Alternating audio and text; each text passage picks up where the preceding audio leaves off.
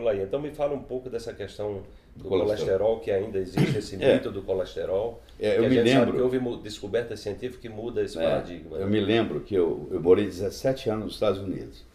E eu vinha, durante 12 anos, eu era um convidado estrangeiro para falar no Congresso Brasileiro de Cardiologia.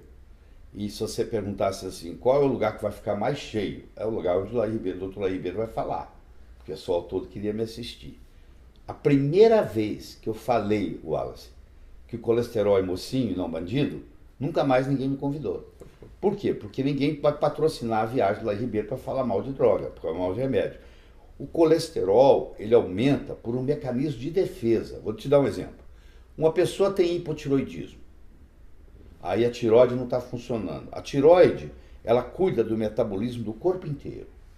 Se a sua tireoide não está funcionando, o seu corpo inteiro não está funcionando. Aí, como um mecanismo de defesa, o colesterol aumenta. Aí esse paciente vai num cardiologista. O cardiologista não investiga se ele tem hipotiroidismo. Ele só investiga que o colesterol está alto. Aí ele baixa o colesterol dessa pessoa. Mais uma vez a causa não é visitada, né? Não tem nada. A pessoa, o homem está com a testosterona baixa, porque o colesterol baixa, porque o testículo cansou de produzir testosterona. Aí o que acontece? O organismo fala assim, quem faz testosterona é colesterol. Então nós vamos aumentar o colesterol para ver se esse testículo acorda. Aí ele vai no médico, o colesterol está alto. Ao invés de ele tratar a testosterona, o testículo, ele baixa o colesterol, piora o quadro. Esse indivíduo agora não vai ter ereção, não vai ter orgasmo, não vai ter nada, porque ele não tem mais testosterona. A testosterona faz o homem ter desejo, faz o homem ter ereção, faz o homem ter ejaculação e faz o homem ter orgasmo. Faltou testosterona, o orgasmo começa a ficar fraco, a ereção começa a ficar fraca, o desejo começa a ficar fraco, entendeu? Aí ele vai lá abaixo o colesterol, piora a situação, porque aquele colesterol aumentou para ver se você produz mais testosterona. E isso aí, essa história do colesterol é uma mentira tão bem contada. Isso muda o paradigma completamente. É uma mentira tão bem contada que os médicos acreditam, os próprios médicos estão querendo baixar o colesterol. Eu digo, gente, ó, como uma leitoa pururuca que faz muito bem para a saúde. Pô. Você não sabe o quanto uma leitoa pururuca te faz bem para a saúde. A sua avó comia, pô, e tinha saúde. A sua avó cozinhava em quê? Na banha de porco. Não era isso? Sim, sim. Então, aí nós passamos a cozinhar... O processo de industrialização que foi trazendo muitas toxinas. O Crisco, que é o óleo, o primeiro óleo vegetal que entrou no mercado, ele entrou no mercado americano em 1911. Em 1925 se descobriu o primeiro infarto do miocárdio nos Estados Unidos. Não existia isso, não. Pra você ter uma ideia, em 1930 morreram nos Estados Unidos 3.000 pessoas de infarto do miocárdio. Em 1960 morreram 300.000. Nossa. E aí o que apareceu? Sabe o que entrou? Os óleos vegetais que entraram.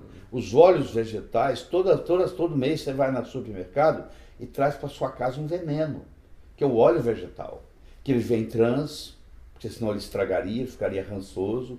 Você coloca ele na frigideira, ele esquenta, ele fica mais trans ainda, ele oxida. A sua avó, ela pegava, fazia com óleo de carne de porco, ela usava, voltava para a panela, lembra que ela guardava com as carnes, tudo ali junto, e não tinha problema nenhum, ela tinha saúde. Existe óleo de amendoim, óleo de soja, óleo de girassol, não existe óleo de canola.